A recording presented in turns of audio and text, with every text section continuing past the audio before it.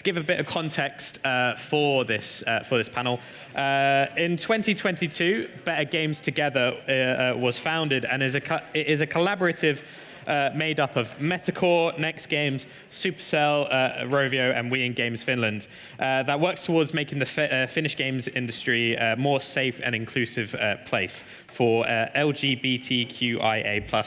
game makers. In this panel, they will discuss their journey so far and offer tips and insights for companies looking to team up in other countries as well. So without further ado, I would like to introduce our panelists. Thank you for the introduction. And without further ado, let's start by introducing ourselves. I can start. My name is Essi Jukkala, and I always joke that I'm a game programmer by day at Supercell and the president of We in Games Finland by night. And I also work closely with these folks here and also inside Supercell with other DEI matters. So that's why I'm here today. Hi, I'm Licia. My pronouns are they, them. I am a diversity, inclusion, and HR specialist at Next Games. Yes, just recently joined the HR team, so it still feels weird to say it out loud. And I'm also a board member of We in Games Finland, and I've been handling the Better Games Together cooperation from the Next Games side for the past 2.5 years. Hi, my name is Viivi Ali-Löytty, pronouns she, her. I am leading Supercell's corporate comms and brand team, and I'm an active DEI advocate in the company and one of the founding members of Better Games Together, like most of us are. Hi everyone, my name is Anni Mäkitalo. My pronouns are she, her, and I work as a communications and partnerships manager at Metacore. I joined the game industry a little under 2 years ago, and prior to that, I worked in the tech industry also with initiatives related to inclusion and equity. Thanks for the intros. For a short introduction of then Better Games Together and what it is, would you, Viivi, like to say a few words? Yeah, sure. So Better Games Together is a collective of Finnish game companies coming together to work for better industry for LGBTQIA+ folks. So we want to make the industry safer and better, more I don't know, like more approval for everyone and more inclusive for everyone. And our focus is especially LGBTQIA folks. Thanks, yeah. Do you, Licia, want to tell us how this all got started, as you all kind of have been there from the beginning? Yes, sure. So in the spring of 2022, we got a message from someone from Supercell. I'm so sorry, I forget his name. That is terrible. Asking if we'd be interested in sponsoring Helsinki Pride alongside Supercell. And we were like, well, that sounds amazing, of course. So then we had kind of our first steering call around this initiative, where there was also people from Metacore as well. And so the first call, we sort of just agreed that, like, okay, yes, we're going to do it. But then over the next couple of weeks, we started to discuss more and more of like, okay, so are we just going to sponsor a truck in the March, or could this be something more? Could this be something bigger and kind of doing more than just sort of throwing money at something and then hoping that something comes of it? Because we knew, you know, from the Next Game side that we had quite a thriving LGBTQIA+ community, actually. And I know that was the case for other companies as well. So from there, it just sort of grew. And then in 2023, Rovio joined us, which is really exciting. And so it's sort of grown over the years into something much more than just a sponsorship. And I think we're all really proud of that. Yeah, and to add to that, like, founding story, it's like, it was spring 2022 when some Supercellians reached out and they were asking, like, what are we doing for Pride? And before that, we hadn't done anything. I think 1 year we had like the Pride flag during the Pride month or the Pride week at the office, but that was it. And we were like, okay, let's figure out together what could we do. And people wanted to have the Pride truck. And in case you're not familiar with Pride Helsinki, in Finland we don't do Pride floats, we do Pride trucks. So people get on the truck and party on the truck because it's, I don't know, maybe it's more Finnish way of celebrating than creating an actual float. But yeah, anyways, like, we were discussing it within Supercellians, and we figured that if we actually want to make a change it's not enough that we do something within Supercell. It needs to happen throughout the industry, and that's when we started reaching out to other companies and asked like, hey, would you like to join us? Like, this is perhaps a good starting point. We can start from Helsinki Pride and see where it can take us. Thanks. That's a great segue actually to my next question, because I was wondering if you'd all like to, maybe Anni, you can start and others can then chime in to tell more about what else have we done than just participated in the Pride March, because we have done quite a lot. Yeah, I think Licia and Viivi summarized the beginning pretty well. It was quite clear from the get-go that Pride is not the only thing we want to do, but if I say a few more words from the Pride collaboration, besides the truck and the march, we've hosted also events during the Pride Week. We've done events for LGBTQI plus youth with Pride, and then with the last year and a half, I would say, we've added other things to the collective. So we now host quarterly get-togethers for all of our employees. We have roundtable talks where we talk about how can we take this collective forward, what do our employees want to see more, and then also have time just for like casual mingling and getting to know each other and stuff. Within the collective, we've also hosted some trainings, for example, on the history of LGBTQI+, also on intersex awareness. And then the survey, yeah. We've conducted a survey on the belonging of the feeling of belonging for the LGBTQI+ community within the Finnish game industry. So that's what's been going on in the last few years, and excited to see like what more we will be adding on in the future. Yeah, we did the survey with We in Games Finland with two researchers, Taina Myöhänen and Susi Nousiainen, back in 2022/2023. The results of that you can find on the We in Games website, actually.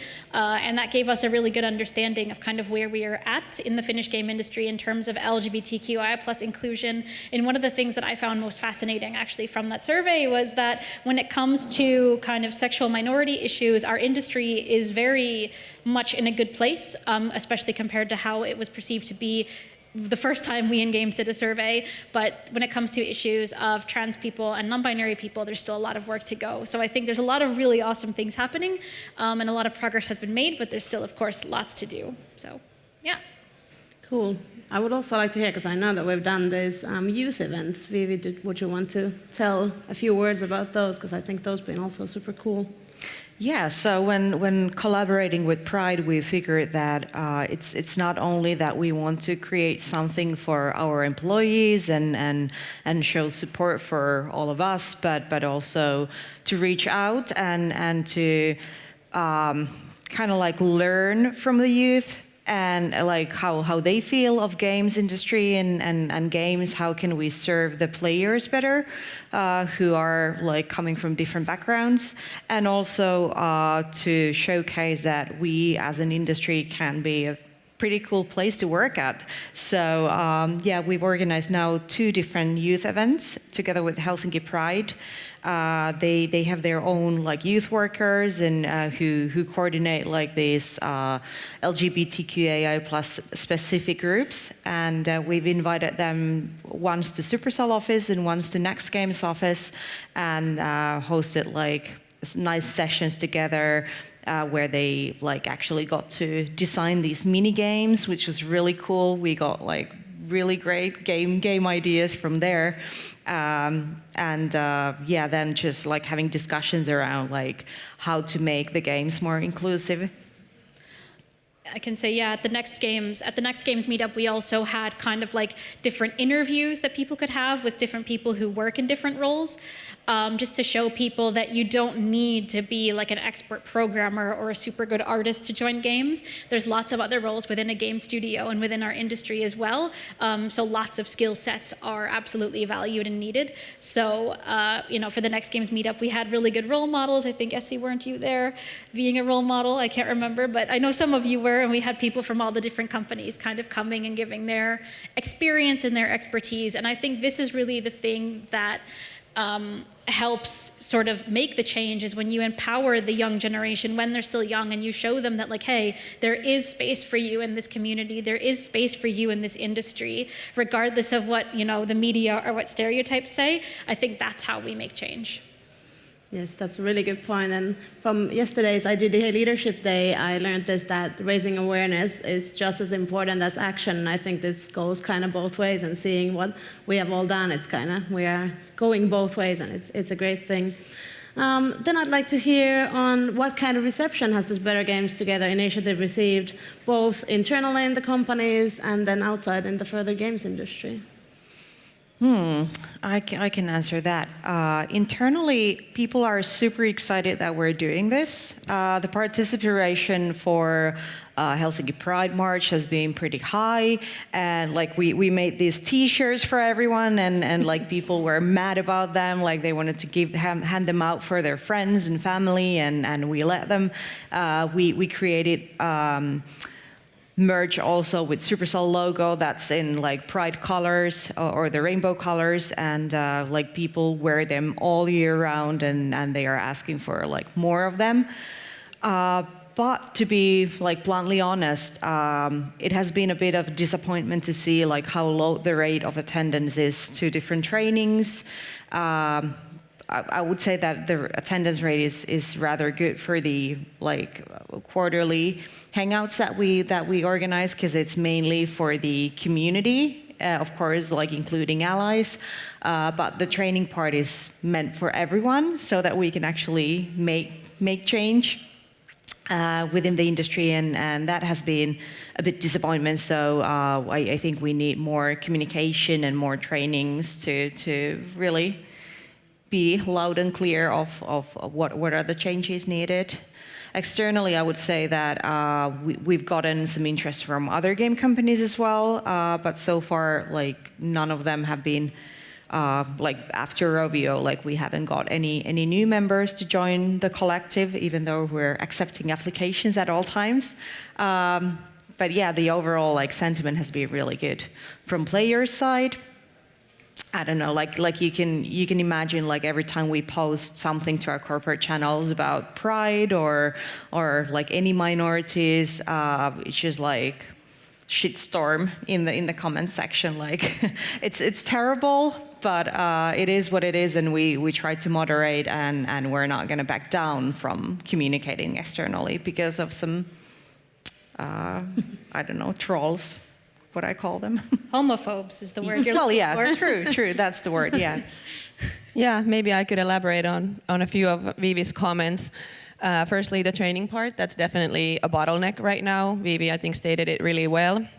The get-togethers, they bring the community together, but because the trainings are for everyone, how do we communicate it better? That's, I think, an obstacle that we are looking to solve in the future. So often the trainings attract those who are already maybe part of the community, whether as a member or an ally, but they are also often maybe already a bit more advanced or educated in the topic, whereas the trainings would definitely provide like valuable information and knowledge for everybody in the company.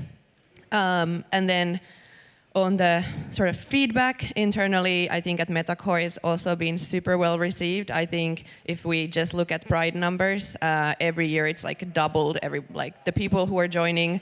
Also, Metacore is a relatively young company, just 4 years old, so I think the opportunity to just like share our learnings, work together, hear what's worked for other game companies, what's the best practices, tips, like collaborating on this, it's been really, really helpful for Metacore. Yeah, and for Next Games, I think internally we've had a super great response. Even today, a few of the Next Gamers who were here walking around are actually wearing our Pride shirts, which is amazing. During Pride Month every week this year, I was uploading different articles to our intranet, about different Pride-related topics. So for example, one week I posted about conversion therapy, since it seems that is still going to be legal in Finland for the foreseeable future for some reason, and then also different issues related to like trans rights and so on. And I was able to see from our analytics that we're reaching about half the company with these articles internally, so I think that's really impressive. We've had pretty good response rates to Pride, definitely could have higher attendance numbers to trainings as well.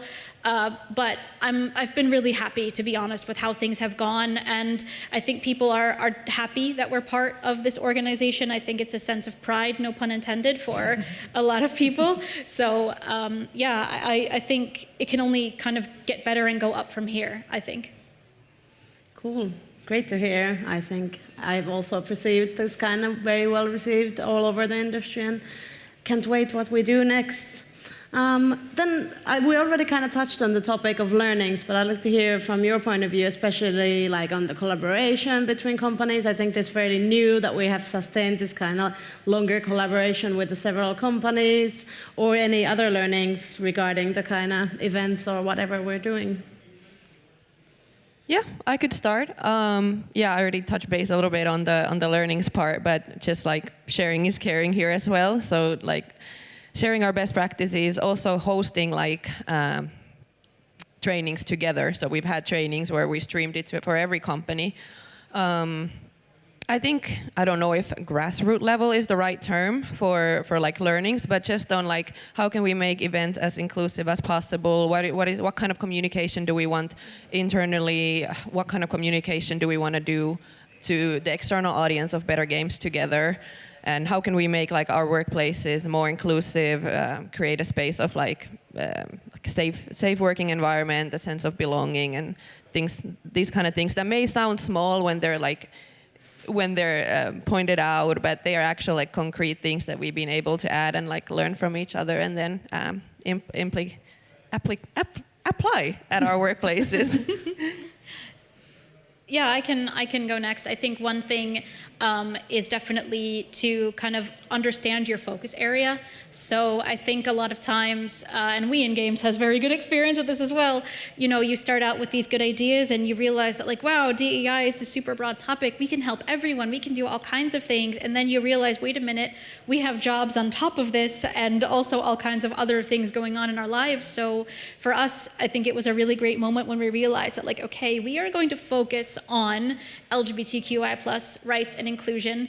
And if we look at this from an intersectional lens, of course, by helping one group, we are also helping other groups. So kind of learning just to focus and learning to understand our own kind of limitations within the project, I think has been super, super beneficial. I think another thing that was really good to kind of learn and call out early on was the fact that if you're going to invite the whole company to a training, it is expensive. It is expensive to use those hours on a training, so it needs to be something that is worthwhile. You need to have a practitioner or a facilitator who is knowledgeable, who really sets the bar high, who is going to come in and actually bring you something kind of unique and special, because the last thing you want is to, you know, spend thousands of euros on the 1 hour, if you will, only to get feedback in the form that like, well, it was nice to meet my colleagues, but I didn't learn anything. That's not what we want. We want you to leave actually kind of learning something, right? So I think really knowing to set the bar high and really vetting the people that you have come in to do the trainings will hopefully and should yield better results in the end. And tapping on that, like also setting the expectations, so that being clear of like what level information we're sharing, and so that like, is it for people who've never heard of LGBTQII plus people or issues or challenges, or is it someone who's more on the advanced level or would like to already like learn some skills like how to actually be more inclusive in their work? So that, because I think that was one of the feedback that we got from first training, that it was more about the history, and I already knew about this, like I didn't learn anything new, like I thought this is gonna be a deeper dive. So I think that's important, like with any kind of trainings that you do, that you set the expectations that what is this for? Yeah, for sure. And I think then looking back into the kind of further Better Games Together collaboration, I think we've evolved a lot in kind of with the realization that we want to focus on the LGBTQIA+ folks and their rights and inclusion, having the kind of clear focus on who takes part in what meetings and all that, because we of course have a lot of interest towards the group too, and we have a lot of people who want to volunteer and help within their work. But do you have any insights on how to kind of, for any tips on like how to do this kind of cross-company collaboration effectively? I can start. So I would say understand why you're in it. That's a really big thing. Like for us, I think it's very clear that we are in this to support the industry and to support our colleagues. For us, this is not a branding endeavor. And it's okay if you want to have a branding endeavor, but I think then you just have to be all on the same page that it is a branding endeavor, right? Or is it, if it's not, in our case, we are all aligned there. So I think that's super important. I would say, really know who your audience is, what you're trying to do, as Viivi kind of said, set the expectations about what you're doing. And don't, and this is something that's easy for us to say from like the mobile game industry, but like, don't look at your other companies as competitors all the time, right? Of course, we are all in the same industry together, but when we work together, we have the opportunity to actually create meaningful change, and that would be impossible if we all saw each other as being from competing companies. So I think just understanding kind of your mission and being unified, I think that's super important. Anything to add from? I think you had it pretty nicely there. Oh, okay. Well, sorry. Yeah. All right, then we are shortly running out of time. We'll try to make this short. My final question, and I think Licia, you'd like to take this one, is how can other companies join? We already tapped in this, we are open to new applications to join Better Games Together, but how do you do it? So if you're in Finland, you go to bettergamestogether.fi and you read up on there. And if you read the things and it sounds good, you send us an email. If you are not in Finland, you can steal the idea. We only work within Finland. Again, that's about like setting the boundaries and setting the scope. This is for our Finnish studios. But if you're like from Sweden or Germany or Japan or anywhere and you're like, hey, I want to do that, do it. Please, we don't gatekeep, steal our idea, and we'd love to see everyone kind of doing these similar kind of initiatives and cross-company collaborations in other countries as well. I think that would be amazing. So please steal it or go to bettergamestogether.fi if you're in Finland. And of course, it's not only for LGBTQAI+. Like, if the concept is something that you find interesting, apply it to like different topics as well, like other DEI matters or something else, like world is your oyster. Thank you. That was all of my panel questions for today, and now I think we have some short minutes still left if we have any Q&A from the audience. And if we don't, just so everyone knows, I was very smart this morning and I remembered to grab a small handful of Better Games Together pixel heart sticker sheets. So if anyone after this would like some stickers, come find me.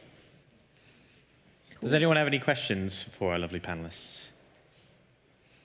Got one here, just there. Yeah. No, have you had a chance to explore like why the participation in the trainings is so low? Like, what are the reasons? Have you had any chance to like query on that? Maybe I can start at least from like the company level. So I think we can definitely do a better communication. When we've established Better Games Together, it was like, okay, this is a community for the LGBTQI plus members or allies. So when the message of the training has come from the Better Games Together, I think some people automatically assumed, okay, if I'm not part of the community, maybe this doesn't apply to me or this isn't relevant for me. So doing a clear separation between this is a like get together for all the community members or allies, and this training, like whoever you are, whether you're a minority or not, this training is important to you. So I think at least internally we could have, and we will do a better job on like communicating like who this is for, and the trainings are absolutely for everyone. I think at Supercell, it was too formal. I think we should have gone like the same way that we share about learnings with anything, like in game development side, for example, we organize brown bag lunches where we share learnings. Like I think the next training should be in the form of that, or even more casual, like what Licia has been doing in Next Games. Like I think we're getting like good learnings from there, like how you can share bits and pieces of information and like, for example, these heart t-shirts with different pride flags. We have the stickers, we have temporary tattoos made out of these stickers, but we haven't really explained what the pride flags are, so people are just like posting these stickers everywhere, and I'm just wondering, like, do they even know what those like different colors mean? So we're trying to explain also these short things, like smaller things, like what is this actually, so that it doesn't have to be this massive 2-hour training. It can be just bits and pieces every now and then. I actually have a flag guide on internet and I never shared it with any of you, and that is an oversight on my part. So this is learning in real time, folks. I will share that to you after the meeting. But I think from the Next Game side, I think part of it has to do with the timing. So we are a Netflix game studio, so we have a lot of kind of cross time zone collaborations. So a lot of times these things have been starting at like 4 p.m. or 5 p.m. when we've had kind of joint events, and that's right when the Californians are starting to get to work. So sometimes people have like their last meeting of the day, and there's been a bit of an overlap. And so one thing could also be just exploring different timings. For example, having breakfast or brunch or something that doesn't interfere as much with the work could definitely be one thing. And I think the other thing is, again, expectation management and sort of saying what's going to be there. During Pride Month this year, I had no less than 3 straight people tell me, well, I'm an ally, so I can't go. And I've been like, no, that's not how this works. Like, you are an ally, so you come. So I think just making sure allies understand that they are welcome, and as long as they're not taking up space, then I think we need those straight allies there to boost us up and to show us support. Yeah, and I think like keeping the communication going and kind of flowing between people and folks, like I've been saying like, okay, in our team meeting, like, hey, remember this week we have this Pride training, and or if it comes from the lead, it kind of comes closer to you than when it comes from this distant comms person somewhere as an email. So also making it more personal is usually super effective. Getting our leaders involved, yeah. Like, for example, I'm going to embarrass Kaisa now, who's our art director, who's in the audience. She's been really amazing at reminding the artists, for example, to attend the trainings. So just, having a good relationship with the people managers and with the team leaders to remind them, to remind the team, then it's more personal. Brilliant. Thank you so much. We'll have one more question there, and then we'll wrap up. Thank you very much for the discussions and the initiative that you're doing. So I'm not working for a company, I'm working for a school, in this case, university and game students. Is there any collaborations or actions that not just the company side, but also the institutions can also work together with your group for the future game developers? Why not team up with each other? Like, why not the schools team up? Like, that would be amazing to have a unified line from the schools, especially in the current Finnish climate, about, these sorts of things. Like, of course, I know your question was about working with us, but I'm going to ball it back to you basically and say, why don't the schools join together? That would be amazing. Yeah, and I guess it would be also really great to have, because we have these quarterly meetups, perhaps one of them could be with students. Yeah. And I mean, our quarterly meetups, we usually open some positions for Wing Games members. So if the students are interested and are Wing Games members, then they are eligible to sign up for these events. So nice plug. Yes, that's a nice way to also promote Wing Games and to join as a member. But I think that's why Wing Games is a part of this Better Games Together thing too, because we want to kind of make it game industry wide and open it further than just on our companies. But we also want to kind of understand how do we do it sustainably so that we just don't open it to everyone, so that we actually keep it focused and keep it for those people that it is for. So I think that's the way to go. Exactly. Brilliant. Can we get a round of applause for our panelists, please?